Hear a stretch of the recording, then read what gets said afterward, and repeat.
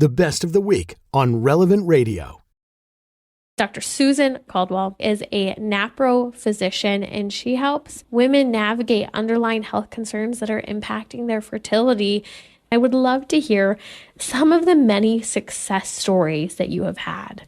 Yes. Okay, so here are a couple that I kind of put together.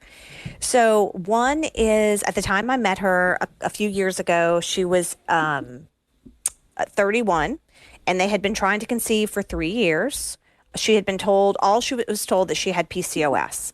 That's really all she was told. So she started charting, and her charting looked really funny, like strange bleeding, irregular cycles. And sure enough, when we did some blood work, because I don't think she was seeing a primary care doctor, we found out she had uncontrolled diabetes. Her hemoglobin A1C was over 8. And we recommend so 6.5 is the cutoff for diabetes. So she was well above the cutoff. So she was not ovulating. So I asked her to keep charting, because that way we could tell through her charting when her body was starting to get healthier. And we put her on medication for diabetes and just progesterone for 10 days every month, just to have her have a regular period that was our goal, just to have a period every month. And it took her about a year to work on her diet. It was really hard for her. And then we started seeing some signs that she was ovulating, because, we can't make people ovulate if they're sick, right? So all we could do is help the underlying problem. In her case was diabetes. And she started ovulating based on her chart. We checked her levels in the luteal phase. They were low. We started her on HCG shots in the luteal phase, which helped her corpus luteum, or ovary, make enough hormone to support the lining. And then we gave her something called letrozole to help her ovulate.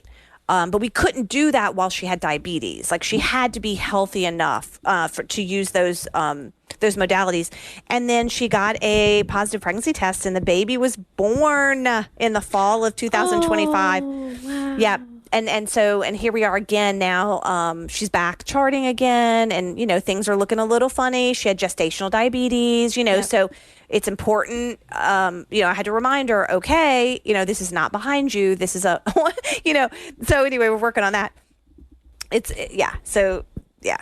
And who knew? I had no idea until you just shared it, that diabetes can thwart ovulation from occurring. And so getting a good handle on the diabetes played a major role on the even possibility for her to produce an egg to be able to conceive.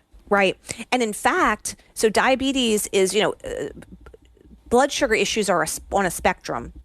Diabetes is on the far side, but even insulin resistance, which is usually comes 10 years before diabetes, can significantly impact ovulation. So I find that all the time as well.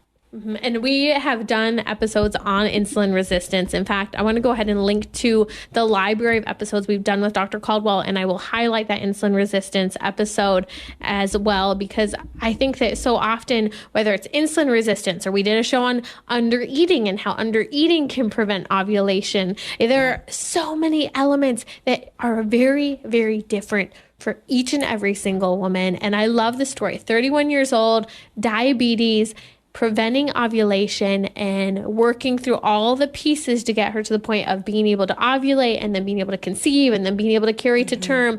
Look at the celebration. You say she had a baby girl in the fall? A boy. A baby boy. A boy. And he is so cute.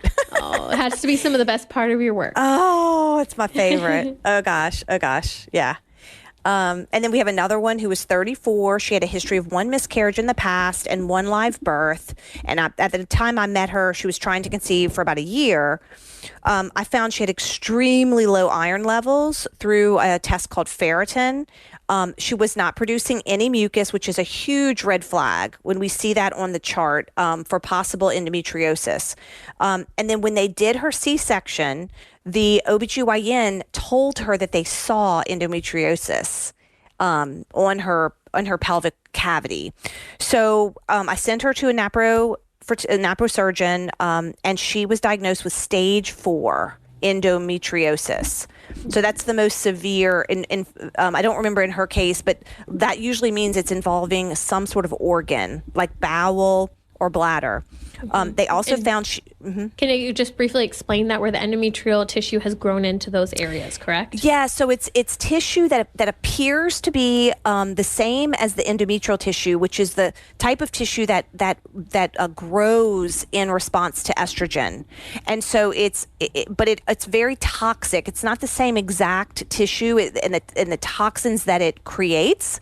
It's very hostile to life, and so but it also can damage other organs. It can invade bladder walls. It can invade the colon walls. It's almost like a cancer, the way it grows. And so you have to have a really skilled surgeon who's willing to remove deeply embedded endometriosis. And then she also had an infection of the lining of the inside of the uterus called endometritis, which is a huge cause of miscarriage and infertility. She was also, she had big dysfunctional ovaries, polycystic ovaries, and she had what's called a bilateral wedge resection. So the surgeon actually removes in a very systematic way a part of each of the ovaries so that the ovaries will work better. It sounds very barbaric, but it really works.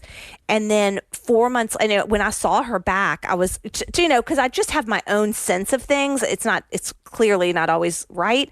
But whenever I see somebody who comes back to me after they had such extensive diagnosis, I'm always prepared, to walk with them, because they may not have a child. I may not be have another baby. And I was shocked when 4 months later she had a positive pregnancy test without any other intervention. Wow. And now she is about 26 weeks pregnant, and she's on progesterone, and she's doing great. Talk about a mom to pray for. She goes through her pregnancy, but praise God, what great news. That was the best of the week on Relevant Radio. The best way to listen to the best of the week is on the Relevant Radio app, free and always free. Download and share the #1 free Catholic app today in the App Store.